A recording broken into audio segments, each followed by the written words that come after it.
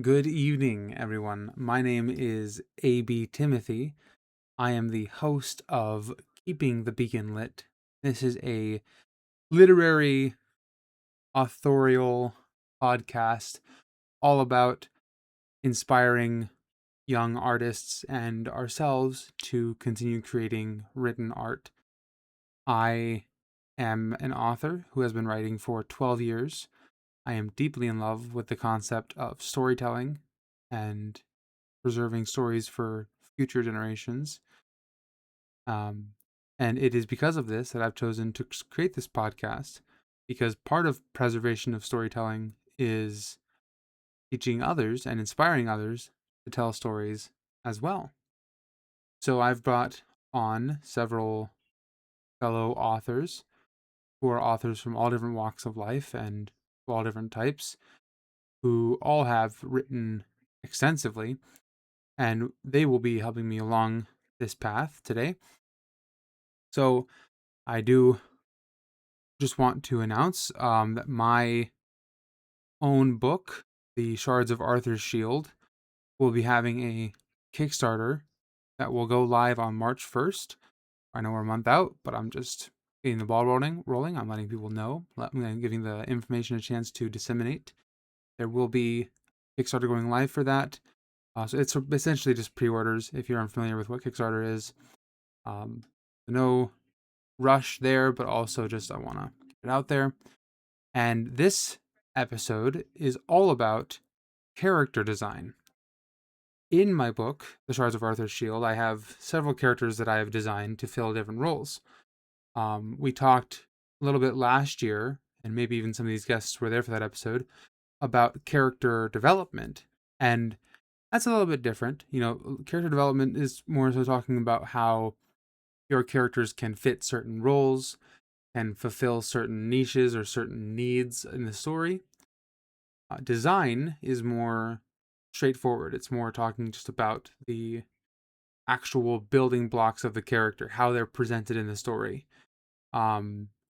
With artistic mediums, design is more visual. Usually, like in a video game, for example, a character's design is more so how you see them. If they're attractive or unattractive, if they have long hair or short hair, these sort of design elements. In reality, writing is all of that and a little bit more, I would argue. You get to design, is your character smart? Is your character sassy? Are they intelligent? Well, I said smart, but I repeat myself.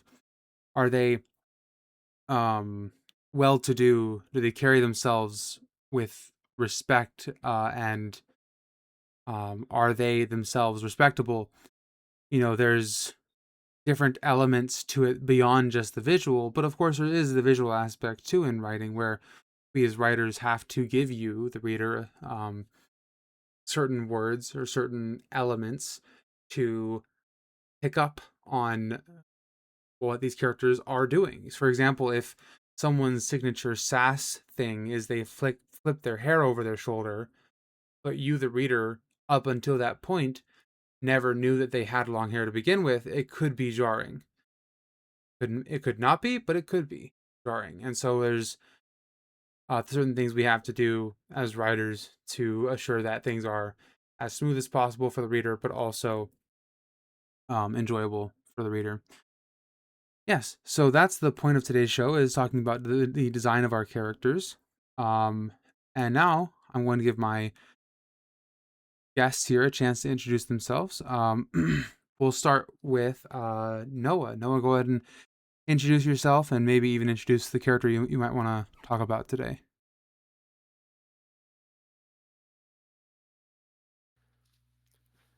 Hi, I'm Noah Ray.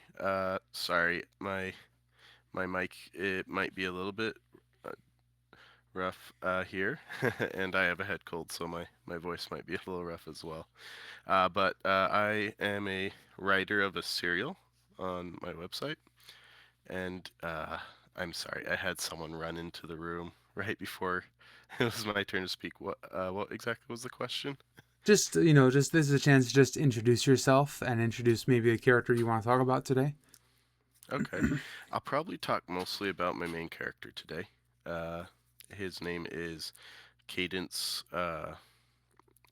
So he's the main character in the serial I'm writing on my website, and heavily inspired by a lot of kind of noir and older Western characters.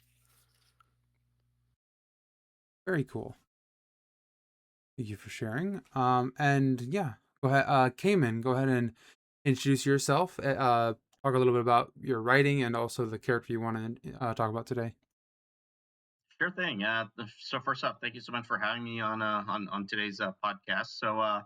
Hi everyone. My name is K-Man. It's actually a pen name. That's actually not my real name, but the name that I go by is K-Man. I've written a two story you know two books you could say that are part of a two book series called Isolated Chamber. The first one is called Powder Keg, and the character I want to talk about is the main character of the first book, Powder Keg. His name is Sil, Sil. Is his first name, so Sil Walkman, and that he's the character I'm going to be talking about. And Powder Keg, well, actually both books for that matter, they're action thriller novels, and I look forward to telling you all about it. Thank you so much. Absolutely. Happy to have you on. And yeah, so next up, Tony, go ahead and introduce yourself a little bit and talk about maybe what you do as a writer and also the character you're going to be talking about. I know this is your first time on the show, so thanks for coming on. Yeah, thanks for having me. I'm Tony Adwell. I am currently writing a young adult epic fantasy series where I'm focusing, on the actual story. There's, little to no spice in this, right? I know that tends to happen a lot with young adult stuff, but I'm on the first book. I have it published, and then it'll probably be a six-book series. That's kind of what I'm aiming for on that one. And the character I can talk about, I have a couple because they are multiple point of view books. So I have my main character for the first book, which is Mina, and she is a princess, and but not your typical princess, in that she's very cloistered. Think kind of like Elsa, but even less socialized in a way. So she definitely comes across as very awkward, and all of those types of things that come with that kind of social isolation. But yeah, that's who I'll probably be talking about today. Very cool. Yeah, 6 books is ambitious. I have several series that I want to write before I go into the great beyond, as it were. And part of what I had to decide as a writer, and this is because this is also talking to younger writers too, I want to throw it out there. If you're a younger writer and you're worried about these grand ideas that you have in your head, don't don't worry about them. Like, just write and write because you love it. Um, and some, like, if you get picked up and you publish a great big series, or you independently publish it, good on you. Do what you want to do. But there's also the option of just writing a more, not a shorter story, but just a more concise story, perhaps. And that's what I've done. I have several trilogies that are on the sort of the back burner, but this book that's coming out in May, The Shards of Arthur's Shield, will be more of a standalone book that will sort of get my foot in the door, as it were. And so don't feel intimidated by people that you hear like Tony or people like Brandon Sanderson who have these great big ambitions, and those ambitions are awesome. But also, um, don't feel intimidated by it. But at the same time, don't feel like you have to do it either. Anyway, I'm not sure why I went into that little rabbit hole there, but yeah, just wanted to throw that out there. So thank you, Tony, and I want to applaud you for 6 books. That is impressive. I didn't mean to degrade you in any way. So now, No, last I but not mean, you mentioned me in the same breath as Brandon Sanderson, so I'm not going to complain about that. fair enough. Yeah, I mean, totally cool. So yes, Matt, you are up next. Go ahead and introduce yourself and talk a little bit about the character you might be talking about today. Sure, yeah. Matthew Linton. My debut novel is Revo, Blade of the Shooting Star. And so, yeah, I'll be talking mostly about the main character, Revo. I also just finished another novel called Franco, Blade of the Shattered Star. Um, just wrapped that one up. It's in the hands of the editor right now. But yeah, Revo will probably be the one I'll be speaking about the mostly today, and maybe a little bit about Franco. Very cool. Yeah, Revo, awesome. We've had you on the show before, and we heard a little bit about your world and stuff on that previous episode. So I'm very excited to hear more about Revo in particular as a character. Thank you for coming on. I myself, my name is AB Timothy. I'm a fantasy writer. Obviously, I'm the host of the show. I'll be talking about my current work in progress is main character, Thomas, Thomas, son of Jeremiah, and discussing his character and the design behind him and some of the inspiration behind him a little bit. Speaking of inspiration, let's just jump right into it. The first question, traditionally on my podcast, has been altered a little bit to fit today's episode theme. Because today we're kind of narrowing the scope a little bit. Usually my shows are more about broader things that could encompass an entire book or an entire book's theme or whatever. But today we're talking specifically about the characters. So I want to know, and we'll start with Tony on this one, if you don't mind.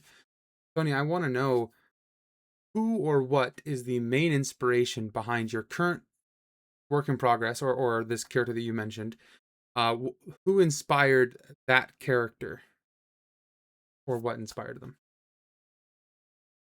I don't know that I know, like, this series has been going on for so long, just in general in my head, I can't even remember what my original inspiration for it was.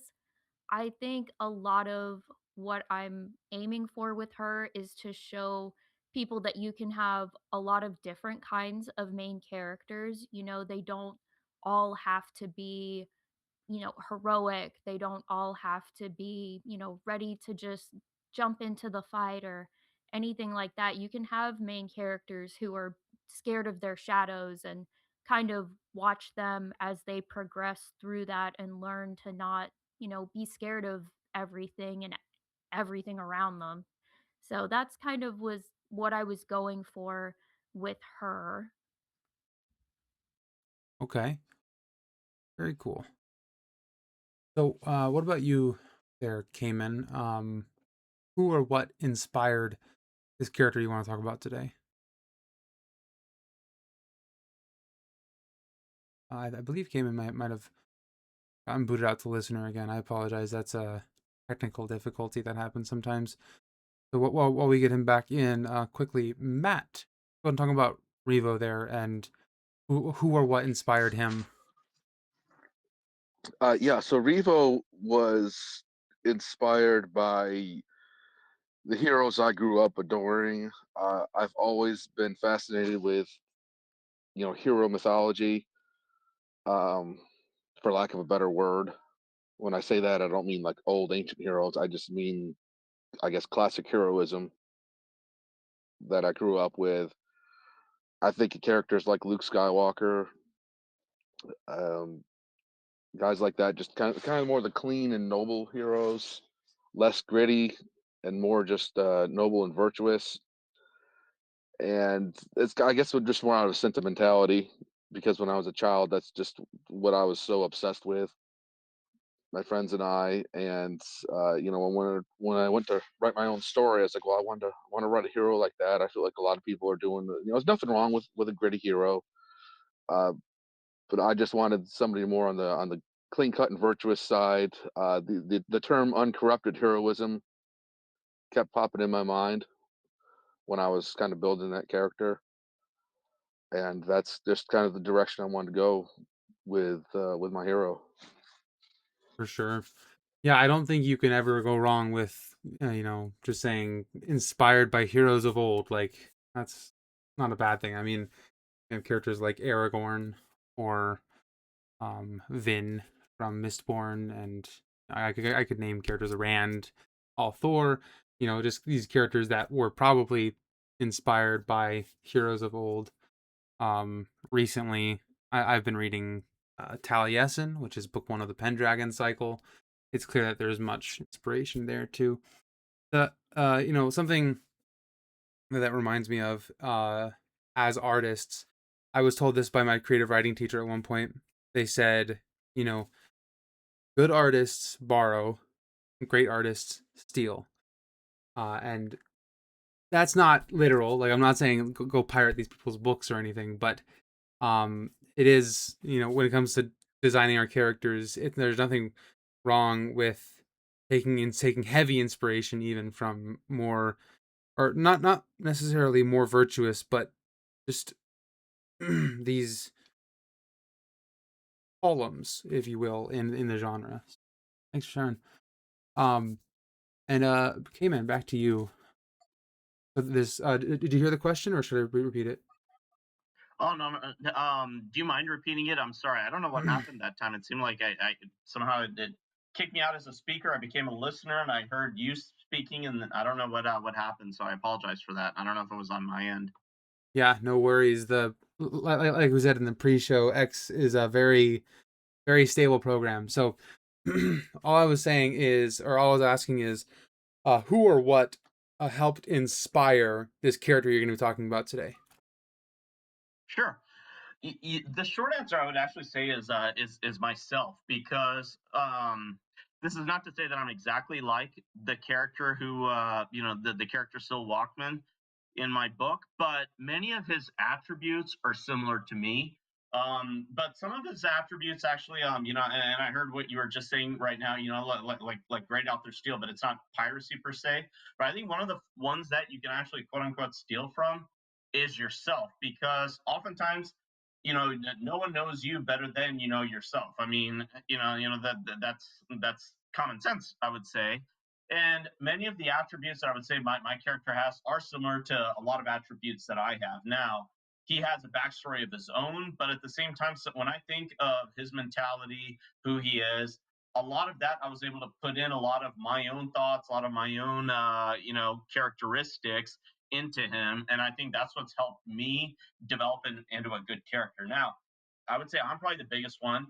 The other one I would say, one of my biggest, one of my most favorite shows. And last, I would say, just overall, I wouldn't even say like over duration, but I would say one of my favorite shows of all time has been Breaking Bad. And I think my character, he has certainly some attributes of Walter White. In fact, I would say you can draw a lot of parallels between him and Walter White, and even some between him and John Anderton from Minority Report. So I hope that answered the question. Yeah, no, it did. That's a wealth of inspiration. And you seem like, just from our interactions in DMs, you seem like you're self-aware enough to be uh able to walk the fine line of self-insert versus just taking bits and pieces.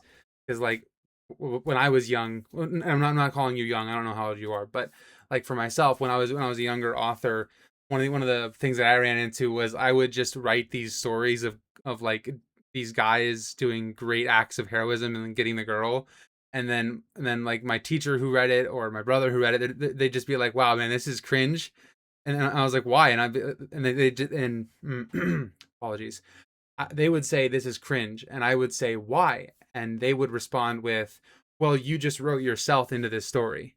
Like, this isn't really a character. This is just a power fantasy, or this is just what you want to do." And I'm like, "Well, isn't that what stories are?"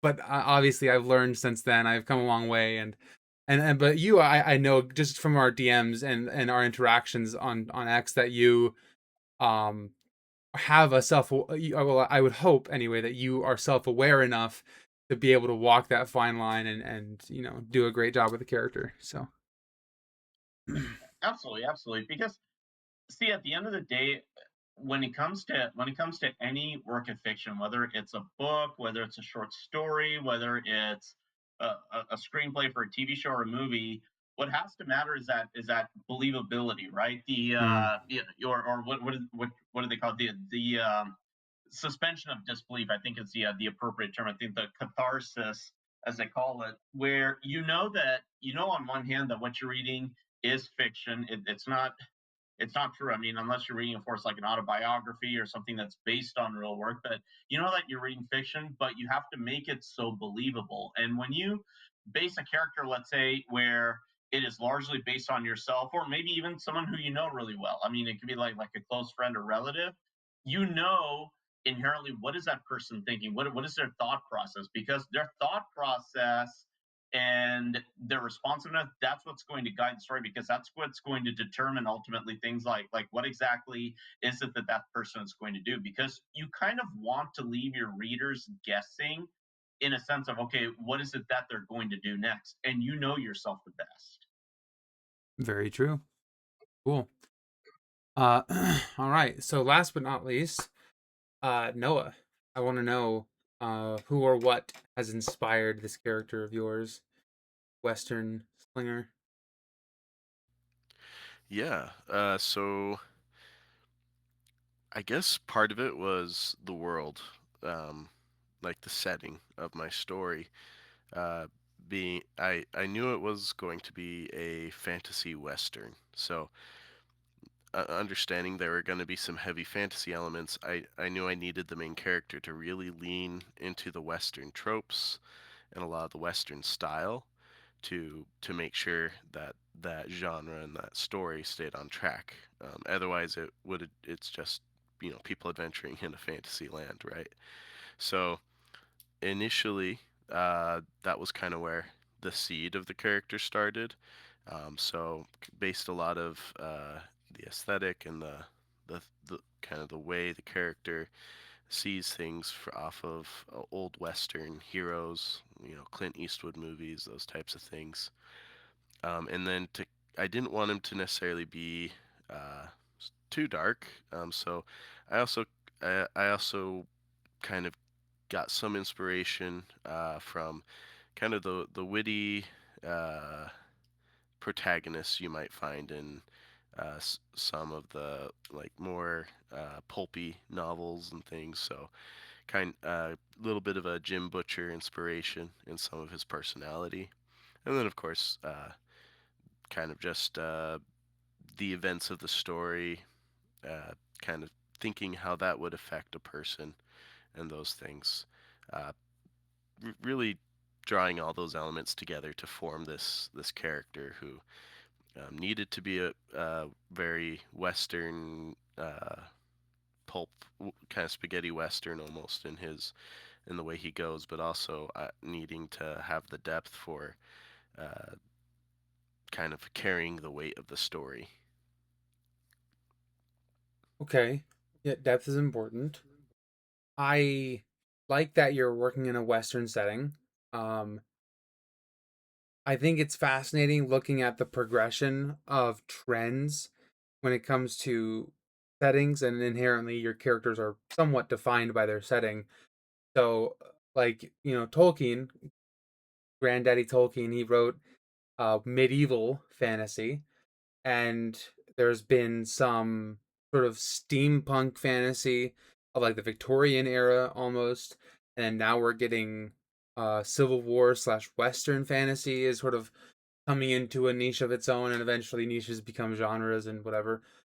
I'm interested to see how that continues to progress, because like will there come a day, maybe 10 years from now, when we're getting like World War II fantasies, or not necessarily like of World War II, but like fantasies that take um inspiration from like the setting, the the designs of World War II, like the well, I mean, we have some of that, like in Star Wars, for example, the sharply dressed villains, so to speak.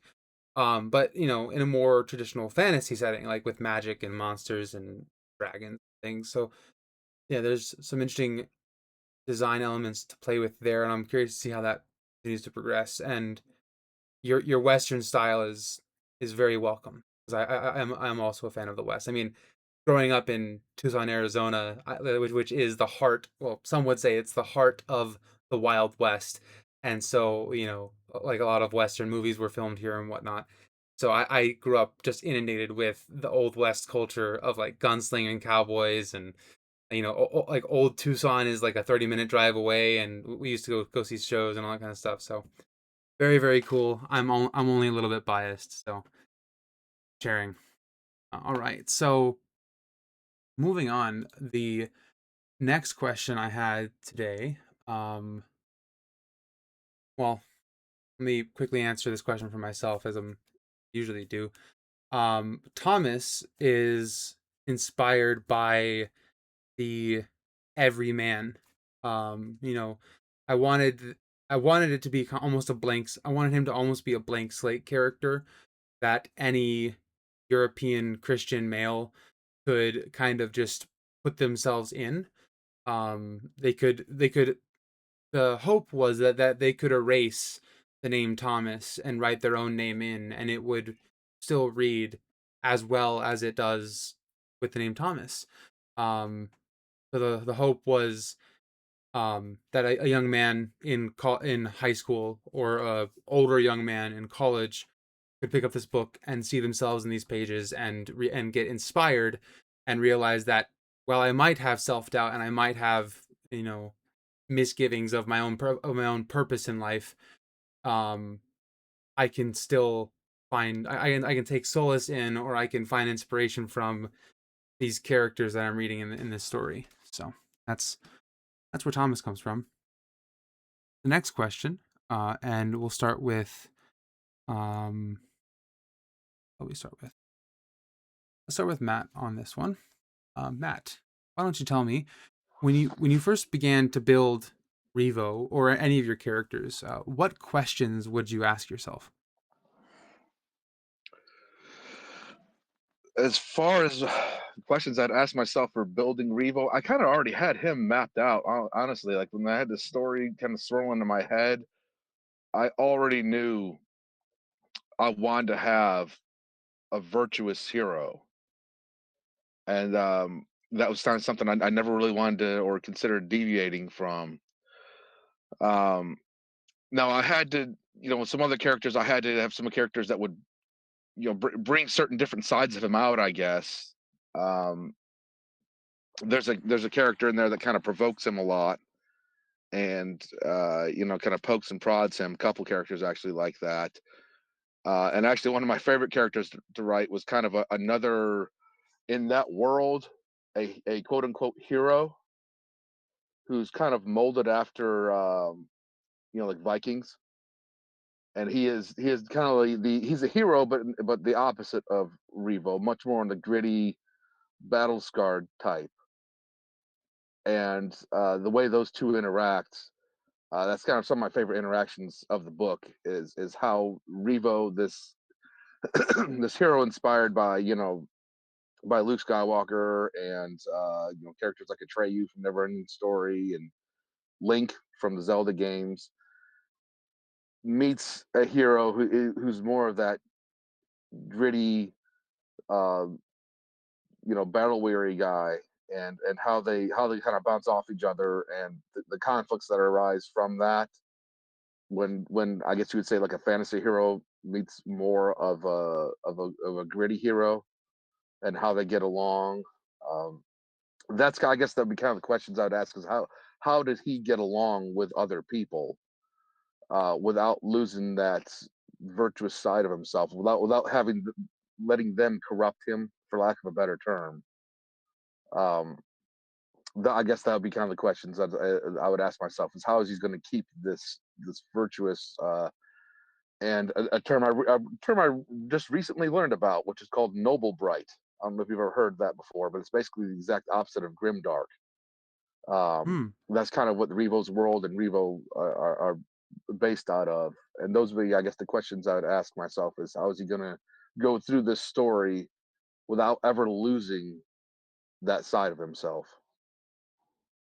Right, because maintaining that character is important to the story, I'd imagine. Um, Especially given what the story is from the synopsises or from the synopses that I've heard. Very cool.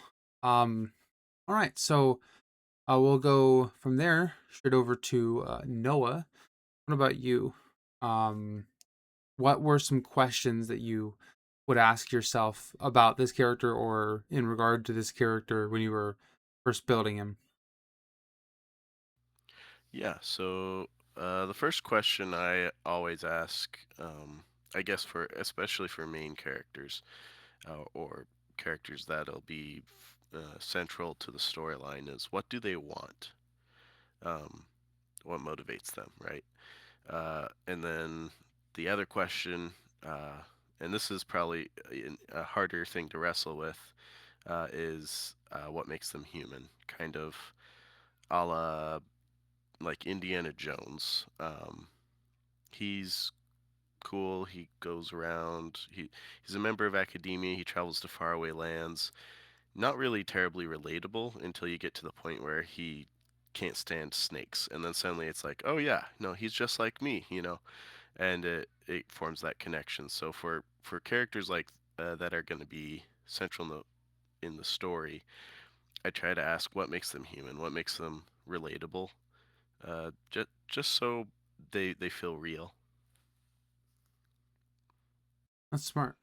Because ultimately, as humans, we are writing human characters and writing human stories.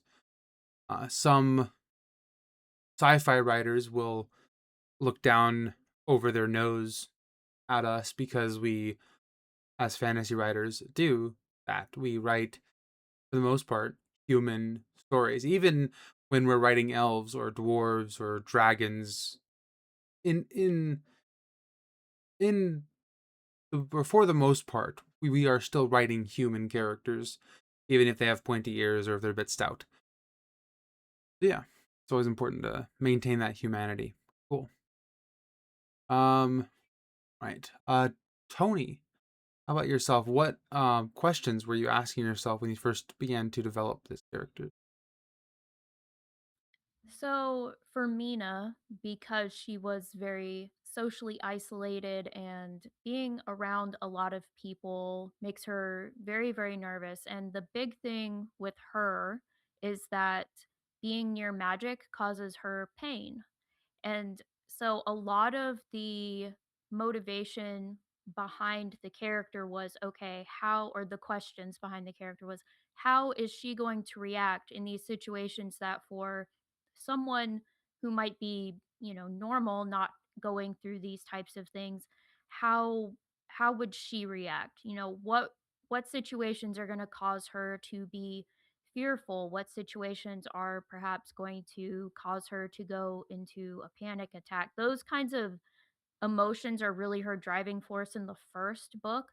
She gets into she gets into a couple of situations where her reactions cause trouble, and that's a driving point for some of the plot as well.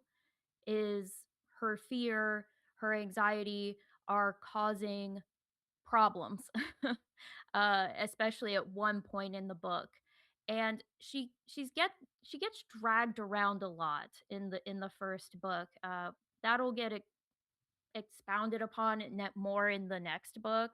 The first book's pretty short. It's just kind of like getting everything sort of established, and the consequences of her being this way and everything she's gone through, and that'll be explored more in the second book. This one was just kind of like almost like a really long prelude, almost like it's a complete story, but it's setting up the world, it's setting up uh, Mina, one of the main characters, and then the other main character, Primrose. And so, yeah, the big questions for her were, because also it's young adult, it's very character focused, emotion focused, and it's like how would she react when someone speaks to her this way? How would she react when she's put in this situation? So a lot of it was questions around those, her reactions. How is she going to behave? Okay, cool. So I wanted to know, you mentioned this character has an adverse reaction to magic. For her, I'm curious, is it more like an airborne allergen, or is it more like cognitohazardous? In other words, could people be doing magic and not affect her if there's no knowledge of it? Or is it really like if anyone's doing it at all, she can like sense it and the sense of it sends her into an allergic reaction almost? So she actually has to be very close to it. Like like one of the magics that they have, like, is from I call them house texair. So they work with textiles. They can, use magic to do different, like, they can tailor your gown for you, and they have these giant spiders that create silk to make clothes and everything. So for her, it hurts when she's getting new clothing fit. So once a year, she's basically laid up for a while. And I don't want to reveal why she has the reaction, just know it's not natural. So it's not an allergic reaction because of something just innately, genetically wrong with her, and it's not knowledge based. If she's near the magic, it will hurt her. So she spends a lot of her time in the castle avoiding the areas where she knows it's the worst. Okay. Yeah, that makes sense. It's kind of a combination of the two almost. That's interesting. And it sounds like there's something more that I won't necessarily dig into, but that could be an interesting hook for some of my listeners out there. That idea of there's something more going on here. It's not necessarily natural. So cool. All right. So, K-Man, how about yourself? What kinds of questions were you asking yourself when you were writing these characters? Great. So I mean, I agree with everything that Noah, Matt, and Tony have said so far. I mean, definitely everything that they've said. But the one thing that I will also add is identifying, what lines Syl is willing to go, or willing to cross, because not to reveal too much about my book, but of course, when I called the first book Powder Keg, I mean, now there's different variances of that, and if you read the book, you'll kind of see like different ways that, that term can be applied. But, we all think of a powder keg as, as in its literal, physical manifestation, we think of like, like a keg of like gunpowder or explosives that is just waiting for the right spark for, for something to happen. And in many ways, I can describe that as my character, because he's a guy who is inherently, just pissed off. I mean, he's very pissed off, but he hasn't shown it. So it's a question of, okay, at what point is he going to show it? So when I think about the questions, I think of, okay, at what point is he going to show it? At what point is he going to cross that proverbial line? And what does he think is going to be the equivalent of crossing that proverbial line? Because some people may think, a line is over here, others might think a line is over there. So, going back to that first question of, okay, like what do you base your character on? I mean, in some ways you kind of base it on yourself, but you also have to think, okay, if yes, this character has a lot of my personality features, but if I were thrust in the same situation like him, at what point can I say that, you know what, I'm willing to cross the line, that I'm willing to cross the line, and this is where I think that line is going to be in order to make things happen for whatever reason. True. Okay. I find oftentimes that lines for characters are more like jigsaw pieces as opposed to straight edges. Um Sometimes some characters, like for example, um the for my character Thomas, the line for him was not letting his family die. And so to not step over that line, he abandoned his post as a knight in Camelot to go and do this thing that would save his family, which stepped over the line for a different character, because for a different character, the line was, all right, don't abandon your post in Camelot. That's most important. And so, there's that can um, easily and oftentimes does lead to conflict, and conflict breeds storytelling. So cool. Thanks. Sure. And I'll also maybe just the one thing that I'll Oh, add to yeah, is go for it. I think it's you as an author, because 100%. it's your book, it's your story. I mean, you get to make the rules about exactly what you think, constitutes a line. You kind of you have that freedom really to determine, okay, that I read something the other day on Twitter that kind of said best. It's like, don't write for who you think your readers are, write for yourself, and then you'll find the readers who'll come to you. So it's kind of like you as an author have to really sort of determine, okay, these types of questions, and where do you think the boundaries are, and where you think the boundaries should be crossed. And some people may read it and they think, oh, this is horrible, I hate this character, etc. Others may come in and say, you know what, I totally agree, this is exactly what should have happened. Others might even say, you know what, maybe he didn't take things far enough. True. No, you're absolutely right. But at the same time, as we mentioned earlier, like we're like we need, or which I shouldn't say need, but like we oftentimes as fantasy writers are trying to write human characters, and that includes like I said, this is my show, so I'm just going to use my own opinion here. You should, as a writer, attempt to make every character that has a single line of dialogue in your story come off as human, whether or not they get one line of dialogue or 1,000, because they're still, they should still feel like people.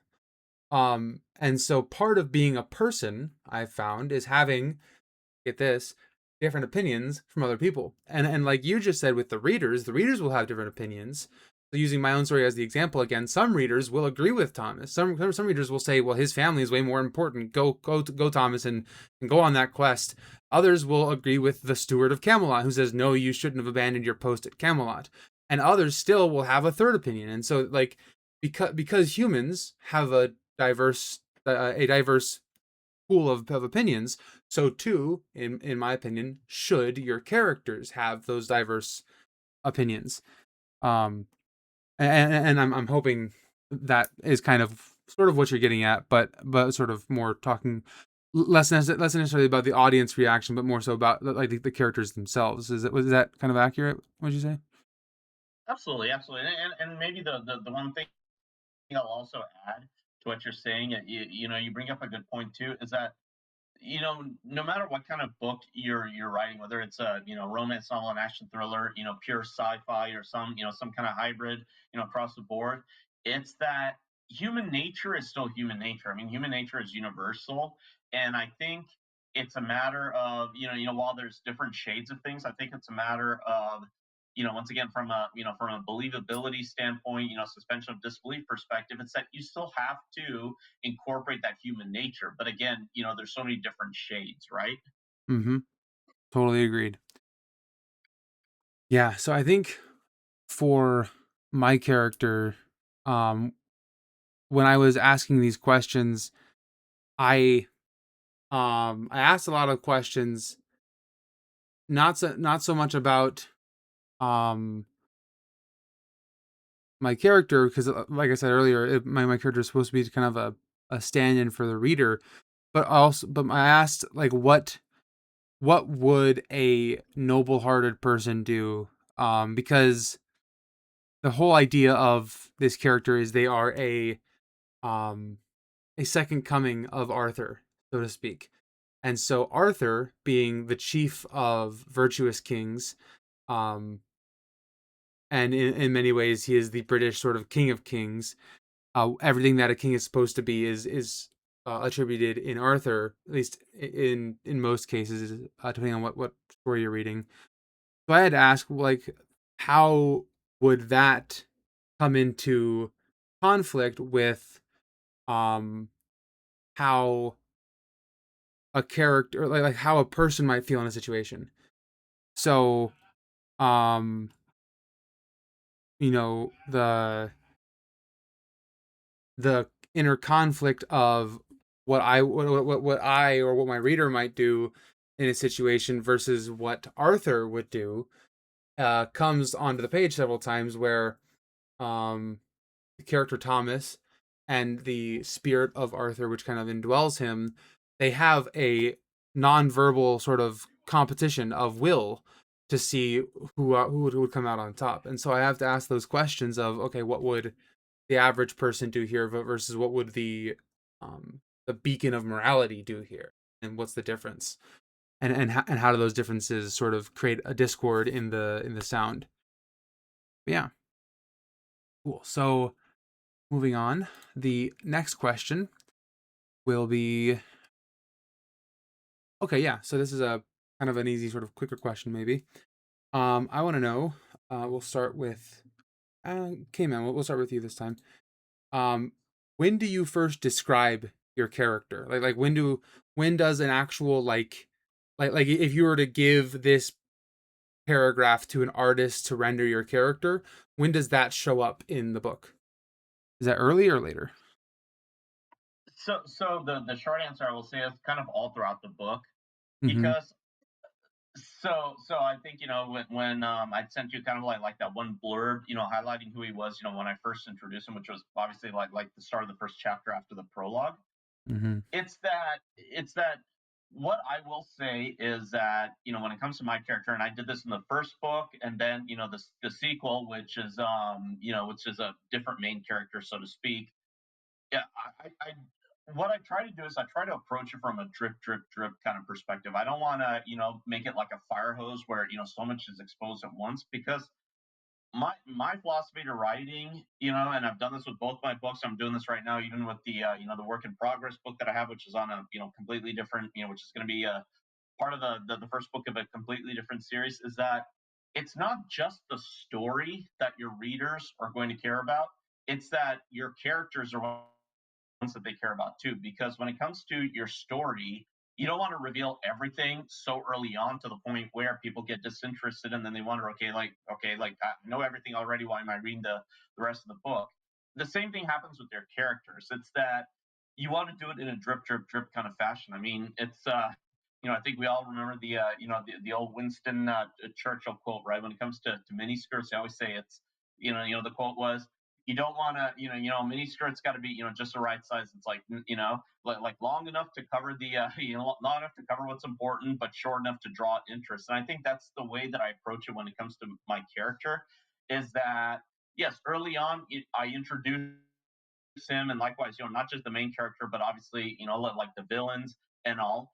And I approach it, but at the same time, I give just like short little tidbits, and then, gradually progress into highlighting more of who he is over the course of the book. Because some of them I explicitly say, things like, okay, his age, what did he study in college, etc. But other aspects, it's more that the readers have to glean from reading the book. And again, that happens in a very, slow, progressive manner throughout the book. Because if you give too much at once, your readers are going to lose interest, because they're just going to think, again, like I said, they're just going to think, what's the point of me reading if I know everything about it? Whereas, you give like little bits, again, just like the mini skirt analogy. It's that, you give enough to glean that interest from them. They're going to keep, reading more and more. They're going to be more and more interested. And then by the time they get to the end of the book, they're going to know as much as possible about the character. I hope that made sense. Yeah, it made a ton of sense. So you're kind of like drip feeding the characters out to the audience as you go. Cool. So I kind of to kind of contrast that, I think Noah, you might have a good contrast here given your serial style of writing. How is that different? Still, I kind of want to know, like, when do you just like, do you describe him in episode one, or have you sort of been doing what K-Man's talking about, where you're giving out details as they become important? Like you might describe his eyes when he's putting on sunglasses, or you might describe his hands when he's pulling out his gun for the first time, or like how do you do that in your Western story there? Yeah, so a little bit like came in, at least for the main character, uh, describing things as they become relevant. Part of that, though, is because of the perspective. Um, the story's written in, it's written in a first person limited perspective. So uh, you're hearing the story as if the main character is sitting across from a campfire from you, telling you the story. Now, imagine yourself telling your own autobiography. You're not going to open by saying, "Well, I have this color hair and I'm 6'5" or 5'4" or whatever." You don't. If you were telling your own story, you wouldn't necessarily spend a paragraph describing what you look like. It would only come Mm. up kind of organically as things that are pertinent. Um, so that's kind of how it goes for the main character. However, when a new person is introduced, there is a kind of a bit of a chance where you pause and you got to give kind of a suitable explanation, but because of my format being a serial, I don't want to spend a long time describing each person because the chapters tend to be shorter. I don't want someone to read it and go, well, you described someone and that was the whole entry this week, right? So uh, the descriptions are kind of no longer than a paragraph usually, but they are kind of quick summaries of how this bounty kind of he's like a rugged mercenary cowboy type who sizes people up quickly and then makes his assumptions and moves on. So there are paragraphs describing many of the side characters in detail, but kind of that wide strokes detail of someone who takes all the important information in and then ignores the rest. So that's kind of been fun. I think if I were writing from a different perspective, I might spend more time describing each person, but it being from the perspective of the main character, it's not important to him in general what the visual appearance of a person, except for how it might pertain to how he judges them off of a first impression. Okay. That makes sense for the other characters versus your own character. I mean, especially like if someone's sitting across from you, you don't need to understand what they look like unless it comes up in the story. I mean, then that makes sense. Cool. So, Yeah, go like ahead. quick example, if, there's because he's not human, he's elf, and uh, or Lonian as they refer to them, where he's at, and there's a scene where he has to wrestle some. Uh-oh. Like no, I may have cut out. Huh? It did cut out on my recording as you had begun to talk about I think wrestles. And you can go from there if you don't mind. If everyone else doesn't mind Yeah, listening to it, because the podcast recording didn't catch any of that because it cut out on my end. Sorry, I'll keep it super short. that's fine. Basically, uh, he has to wrestle with a human to hold them down during a kind of a medical incident, and he's not human. He's a Lonian or an elf, and so he's lighter, less physically, uh, less physically bulky and such. So I use that as kind of an opportunity for him to mention that he's not as strong as your average person physically. So it kind of those characteristics are brought up as they're implied, but when it's pertinent, they're mentioned, and then it kind of gets moved on from. Okay, yeah, that makes total sense. So I get what you're saying there. Um, Pertinence and yeah, cool. So what about you, Tony? You know, you're writing a YA story. Is there sort of a catches reflection in the river kind of moment for your character, or is it more sort of nuanced like everybody else here has kind of been talking about? No, mine definitely is in the same boat as everyone else. It comes up when it's pertinent. So for Mina, she uses it's it's third person, I guess is the best way to put it. So it's not in first person perspective. So it's how she looks different from her family members, right? Hmm. So for her and her brother, it's oh, my brother looks a lot like my dad, which made the description easier on the king because it's like, well, I don't have to describe him because he just looks like the brother. And so it was like, well, all of their eyes look like this, but my eyes look like this. And so, sort of that situation, hers is over the first couple chapters with her because she sees her mom in the next chapter. And then it's how she's different from her mom. Like, her mom is like beautiful and gorgeous, and she's just like, she feels very mousy in comparison. And then for my other main character, the co-main, she her descriptions really come up once they are, going to the banquet and she's all dolled up and everything. So that's really when her descriptions come into play. So just like everyone else, it's when they're pertinent. Okay.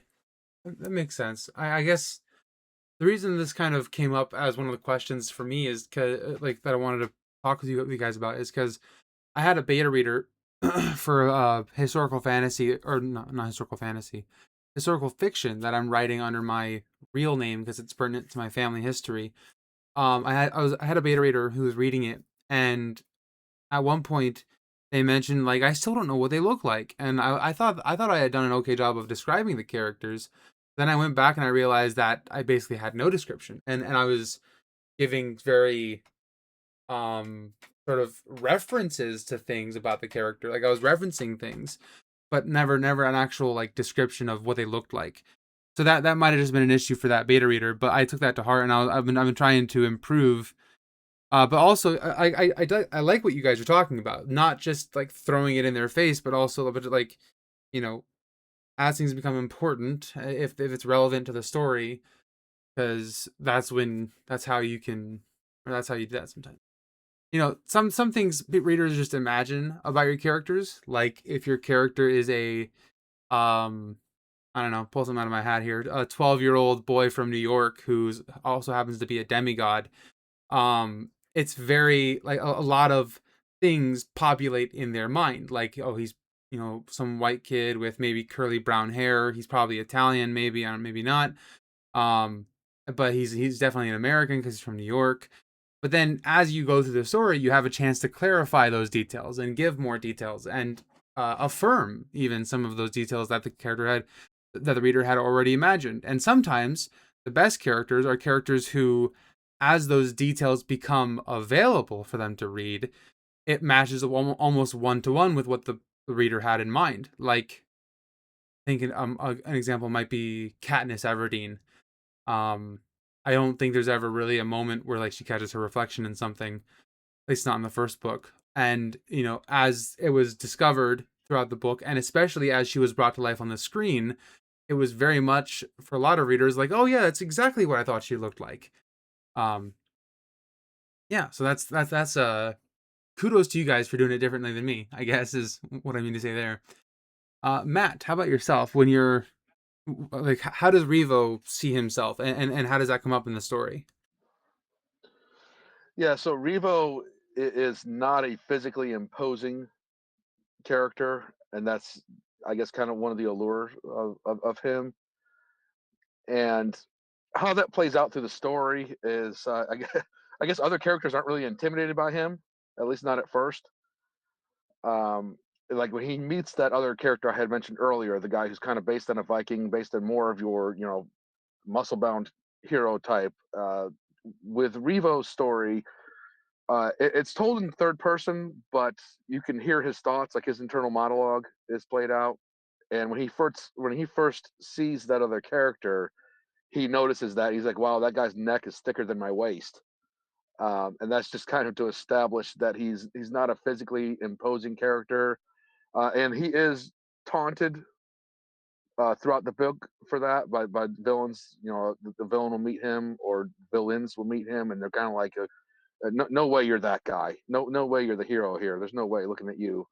Um, Mm-hmm. that's kind of how it's said there. Just whenever he encounters a challenge or an antagonist, it's kind of brought up, and I try to still keep it kind of subtle. I don't go into several paragraphs of why they see him that way or whatever, but it just will be a quick reference of, the antagonist looks down at him, when he's looking at him. So okay, he's shorter than the protagonist is. Excuse me, yeah, he's shorter. Revo is shorter than the antagonist, because the antagonist is looking down at him, or in disbelief that this is the guy here that they're seeing right here. So that's kind of all there is with that side of it. Is just, I guess you'd say, just references Yeah. throughout when he encounters these challenges. Yeah, from that description, I really hope there's a scene at some point where maybe a mentor character says to him, "Well, you're just sort of," and then he responds with, "You just gestured at all of me." We love Hiccup. So yeah, I mean, that design is very cool, and it's a very um sub not subversive is the wrong word, but it subverts your expectations usually, when because you go into a fantasy story thinking like I feel like the general populace, when they think of fantasy protagonists, they think of like Conan the Barbarian, and sometimes they're not. So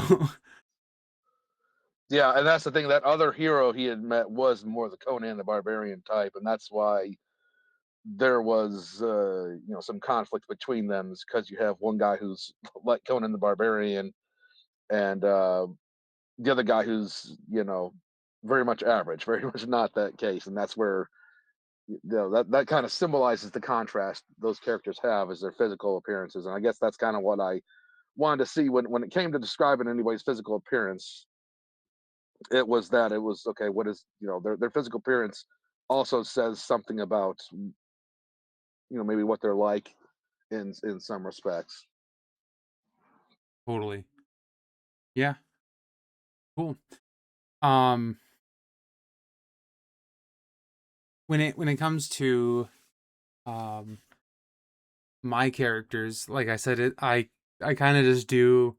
I have. It's not as cheesy as like looking at a reflection in a stream, but he sees his father, and kind of like Tony was talking about, but I mean maybe less pessimistic than her character, perhaps. I don't, that might be a mischaracterization of a character, Tony, and I apologize if it is. But like my character sees his father, and instead of like, oh man, I'm not as strong as he is, or I'm not as tall as he is, it's sort of like, wow, I'm almost a reflection of my father from the few glimpses that I've caught of myself in the streams as I've traversed through the forest. Um, my father and I are, we are uh, pretty close. Like I have his brown hair, I have his build. My beard isn't really as long as that yet, but I'm working on it. And it's sort of he references his father when he describes himself early on in the story, and then later on in the story when he comes back, sort of like the victorious hero. There is that again another contrast with his father, and he has to, and that's part of his the story of his identity crisis is like, wow, as a man I've grown to be what my father wished me to be, but then again more. And so like he has to come to terms with that. And that's a lot of fun to write, I think. And I hope, as I think all of us do, that when people read our stories that they'll be able to enjoy them and not be off put by how we choose to do certain things. Cool. Um okay, this is I feel like you guys have kind of done a pretty good job of this, like sort of over the course of the show, but I do want to kind of drill down a little bit here. And we'll start with Tony on this one. How would you describe your character to someone? And in that same regard, what would be more important in that conversation? Like who they are or what they look like? I would say who they are is more important for Mina. Uh, Primrose, of course, it's important who she is, but at the same time, a lot of her, like her personality, is uh, think Southern. So I use a lot of Southern, Southern United States behaviors for her. Like she has all these funny little sayings and those sorts of things. So for her, it's still personality, but she's kind of what you think of for typical witches. She's kind of sultry. She's got the red hair and all sorts of and the pale skin. So for her, some of her looks go into play because she is a bounty hunter and her looks help her with her job, but at the same time, of course, like who she is important as well. But the first thing you're going to notice about her is definitely her looks. Whereas with Mina, like she can pretty much be invisible in a room, even if there's other people in there. So definitely, personality for both, but you're going to notice Primrose looks wise first. Okay. Cool. So like uh, and that makes sense like with the characters, but I am curious though, like, and just to clarify for everybody else too, okay, this is kind of more what I meant. Like if you sat down with somebody at a coffee shop, like a fellow writer, and they're like, "Oh, it'll like, well, tell me about your MC." Like, and I'd imagine most of what you just said would hold true, but like, is that the case, Tony? Like, would you describe the one character more about who they are and what role they play in the story, and then like Primrose, would you describe more of her looks, or like how would you do that like in person? Yeah, I'd probably like Primrose's explanation's easier. She's a bounty hunter witch and she, is asked to go on a job to basically find Mina. That's not too terribly much of a reveal at the beginning. Like that's pretty obvious with the story progression. Hmm. But for Mina, it's definitely kind of about who she is in the grand scheme of the story. It's kind of for her in this part of the story, it's more important that she's the princess than it is necessarily who she is, not necessarily as a person, but kind of. So for her, I'd describe more of like, oh, well, she's the princess that this happens to, sort of in the blurb and everything. So, yeah, I guess yeah, it's who she is that plays the biggest role in the story in a few different levels, but some of those levels are revealed more toward the end and everything. Hmm. Okay, cool. Thanks for sharing. And then Noah, how about you?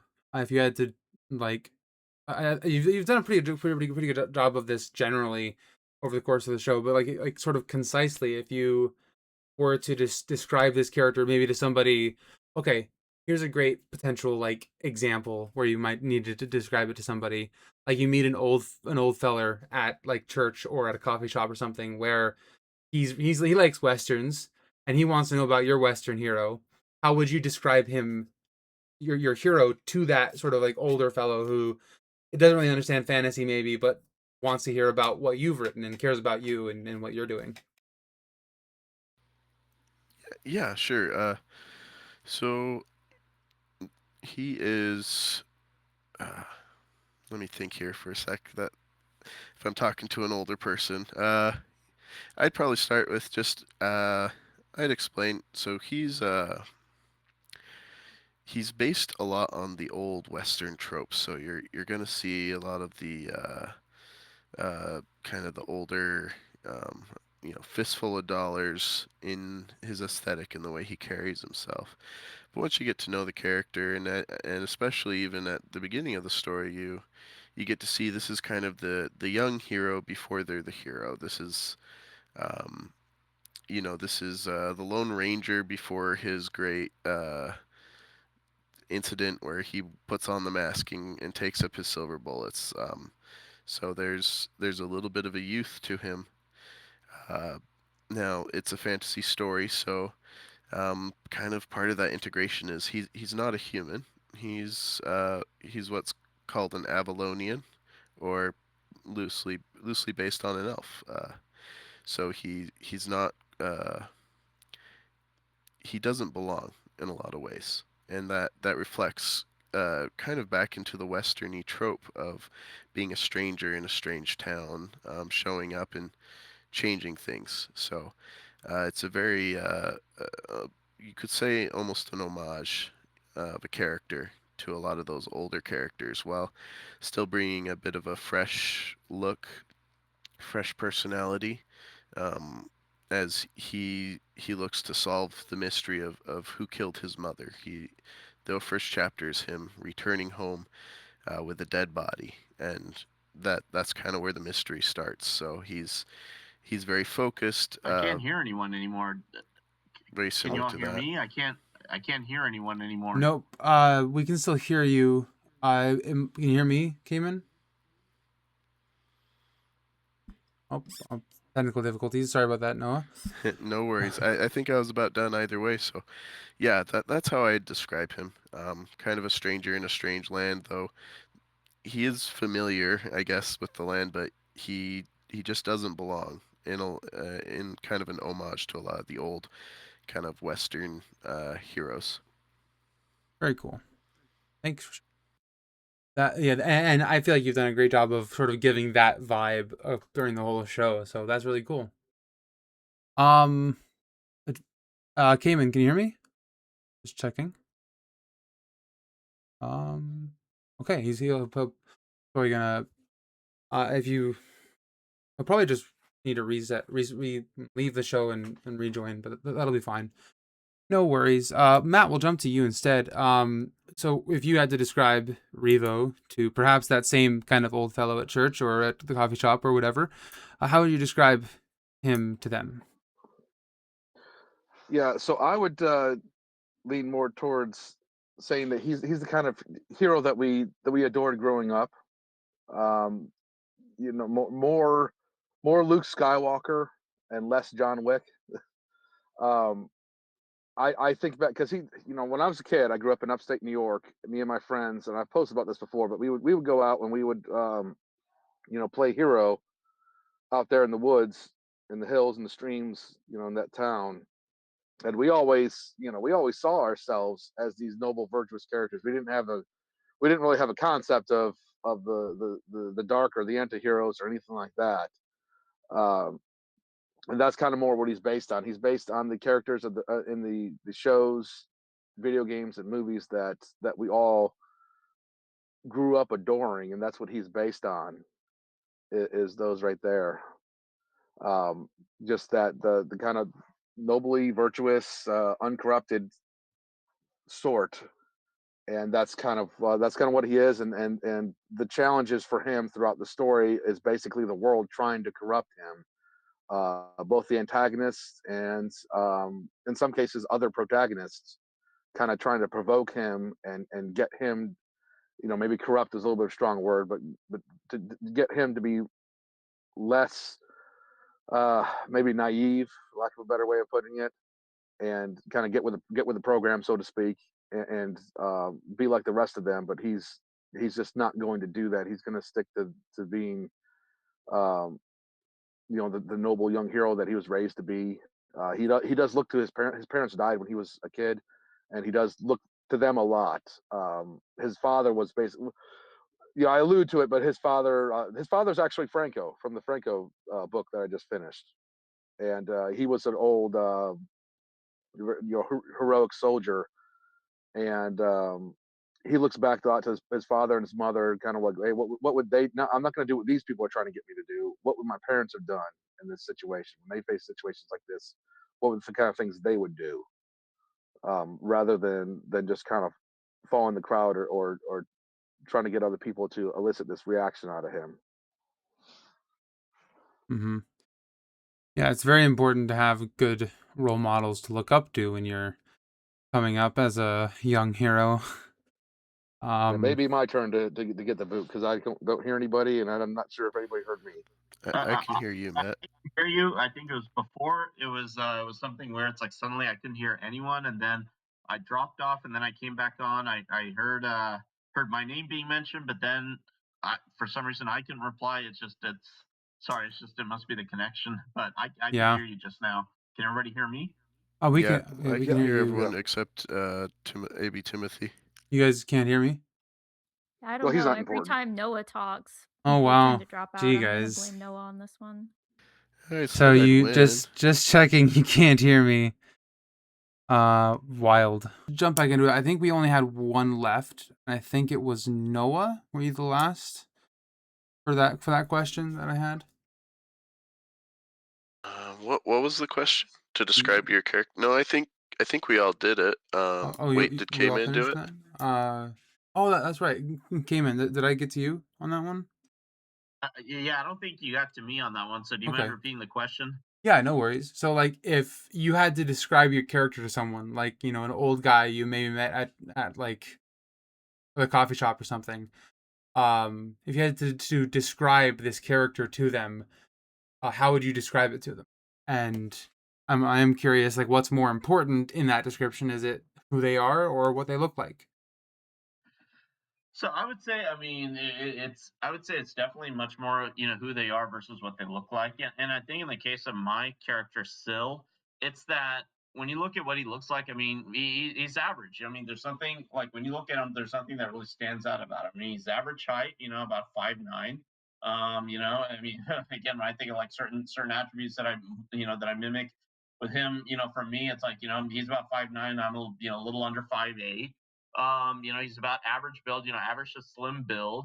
Nothing really unique about his face. No, real distinguishing features. No tattoos or piercings or anything like that. I mean, he's just average. I mean, he dressed average in an average manner. He goes to work wearing when he goes to work.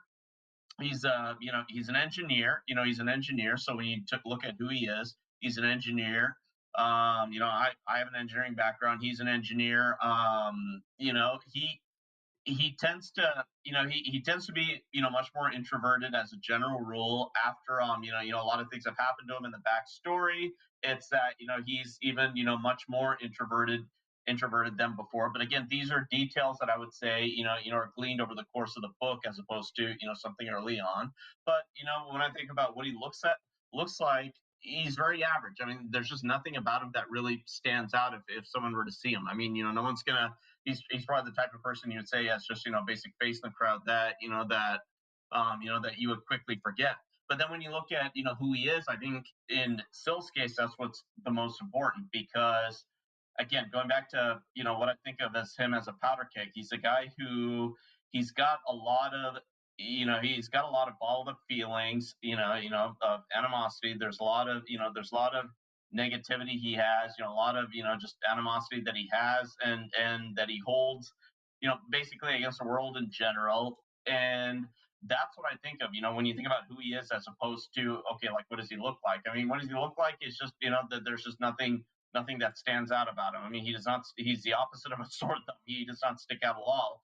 But when you look at who he is, it's his personality that's important. His personality and who he is what drives his decisions. But and when you also look at when I talk about him being average in terms of looks, just because there's just nothing that stands out about him. He's not too tall, not too short, not too big, not too small. I mean, he does tend to be slim, but he's not, like overly skinny to the point where you would think that he's anorexic or anything. But at the same time, his intellect is way above average, and that holds true over the course of the book. I mean, early on from the first page of the first chapter that the guy, he's an engineer. He's a software engineer, so he's obviously a very smart guy. But you really learn much more about his intelligence, and even more than his intelligence, his resilience over the course of the book. Okay. Okay. You learn about his resilience. That's cool. I think that's a good book. What you just said, not just the resilience bit, but everything you just said. Cool. Right. I think with that, before we can before X can crash again, we'll get to the conclusion here. The last question I have for you all, and we'll start with Noah on this one. You've answered it before, but go ahead and answer it again if you'd like. If you could give one piece of advice to yourself as a brand new writer, when you started writing, what would that advice be?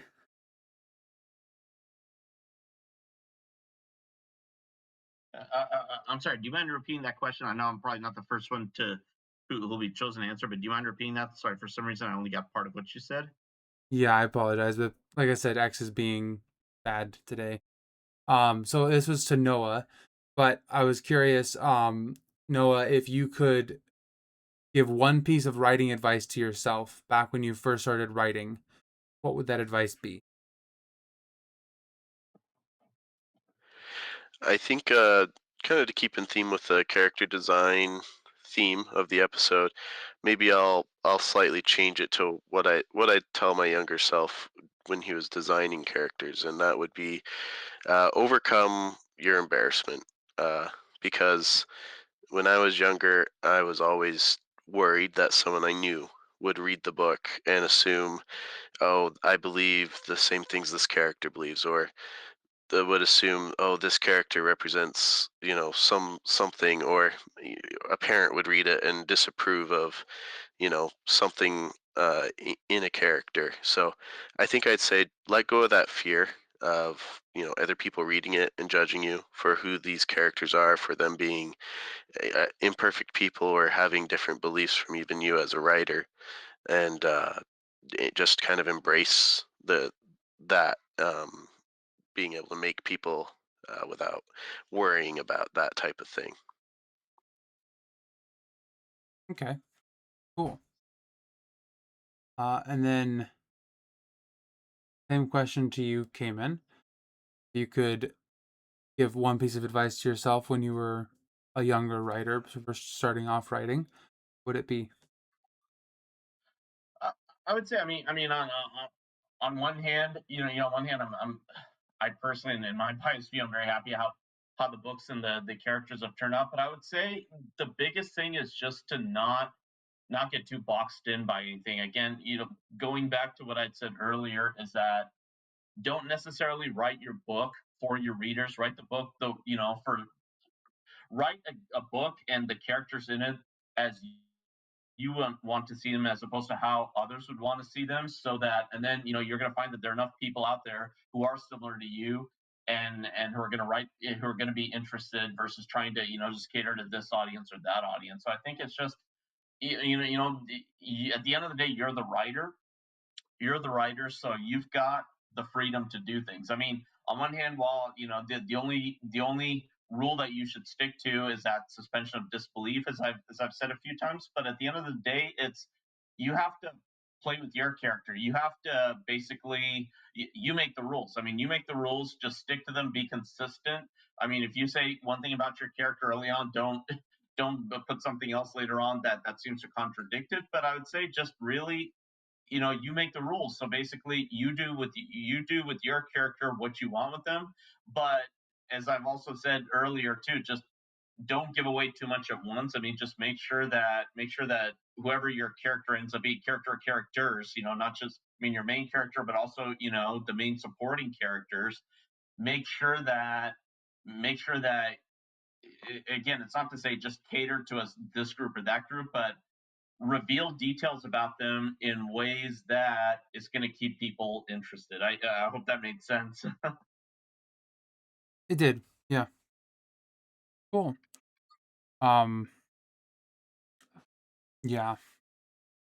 I think that advice of revealing the characters and also writing the characters that you want to read about is pretty solid advice. Cool. Um, right. Next, I'm gonna go to Matt. Same kind of thing. If you could give a piece of advice to yourself when you were younger, maybe about characters, what would that advice be? Yeah, well, I like a lot what K-Man was saying, is kind of, writing it for yourself, and you'll find readers rather than trying to anticipate what a potential reader might want to hear. Um, I think that's good advice.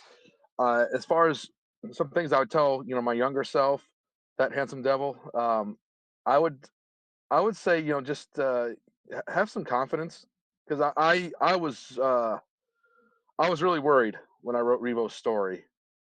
And looking back, I spent a lot of time, wasted time, um, going over parts of it over and over and over and over and over again, thinking I could make it better when it did not need to be improved.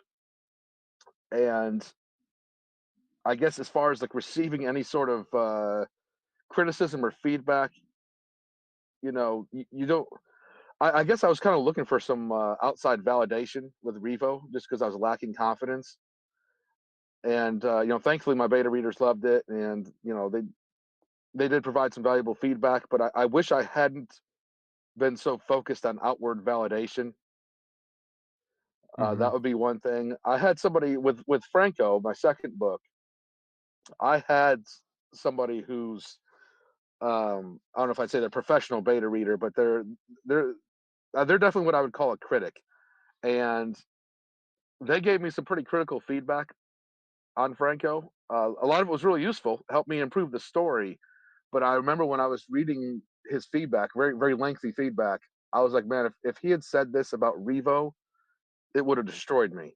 Yeah. But I was not by the time I got to Franco, I wasn't looking for that outward validation as much. So I received it a lot better, and think I made the story better as well using his feedback. And that would be my advice: is that receive feedback, but don't look for outward validation like that. Have a Hmm. little confidence in yourself and your ability to write a good story. I would have to agree. Have confidence in yourself, dear writers. Yep. All right, Tony, how about yourself? If you could talk to your younger self, even if that's only maybe a couple years younger, how would you, or what advice would you give them to encourage them keep going and maybe to write better characters, or generally?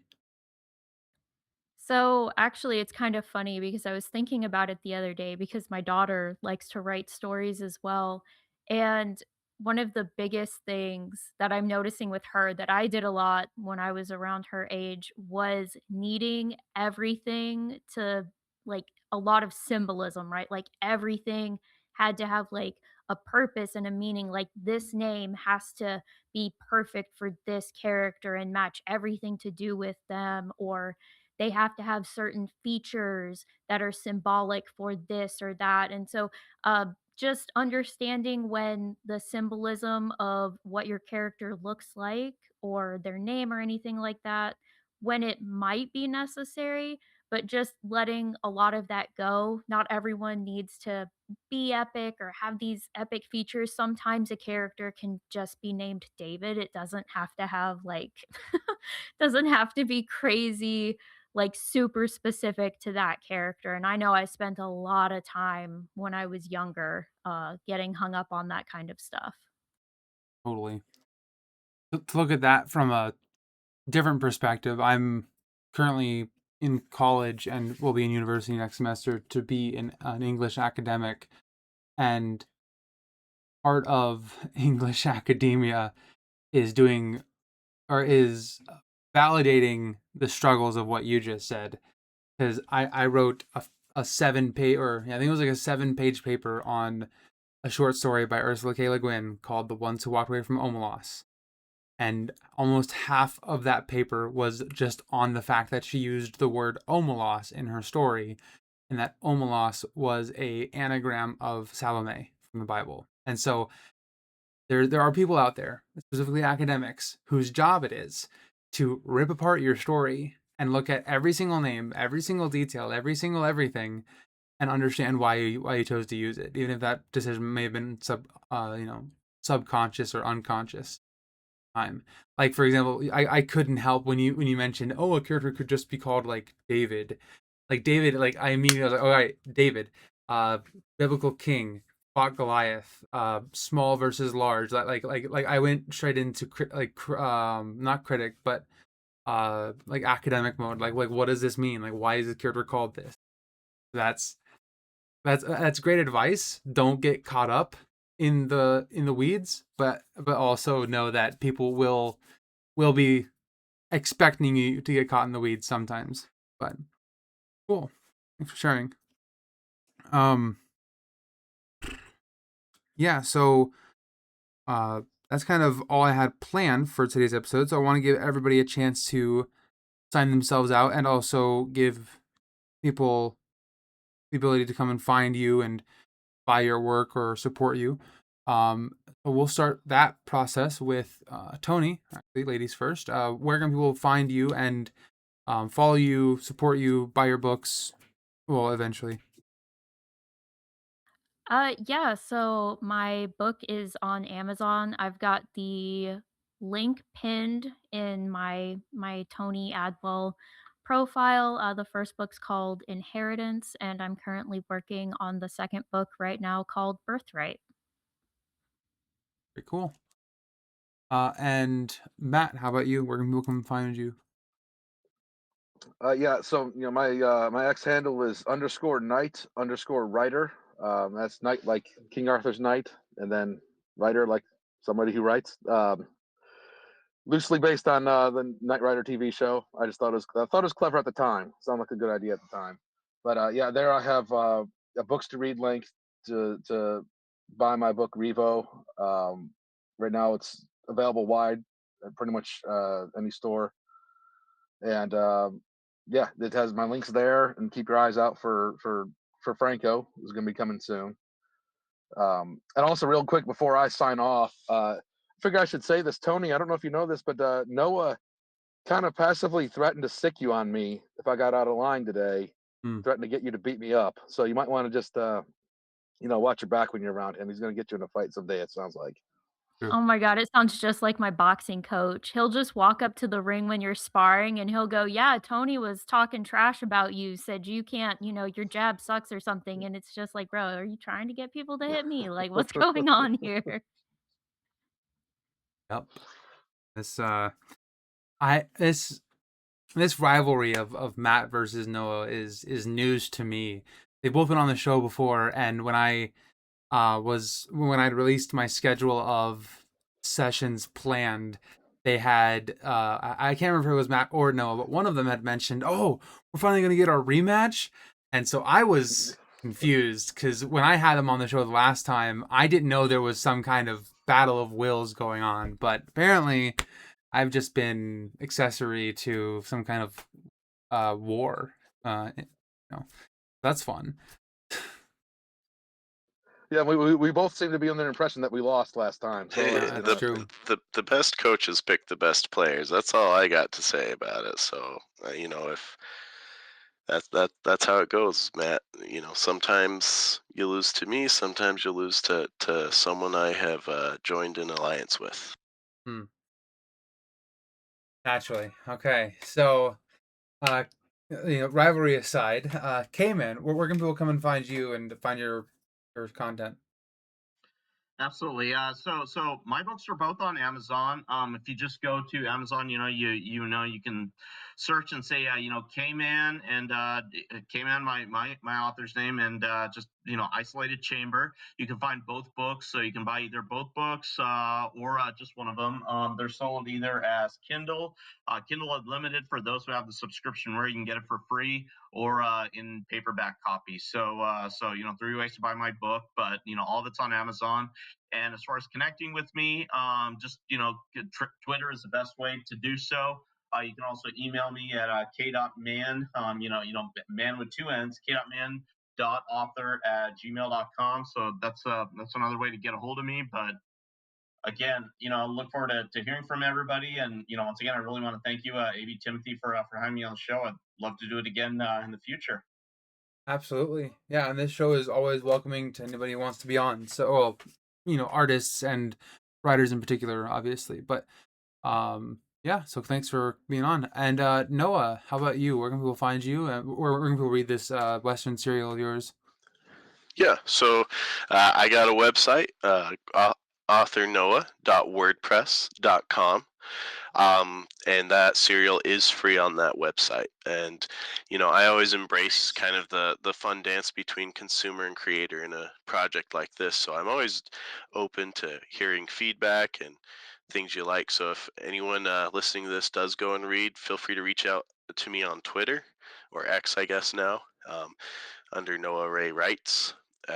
When I'm not abusing Matt, I'm usually posting memes, so I'm always down to listen. Yep, and when he's not posting memes, he's listening to the Keeping the Beacon Lit podcast.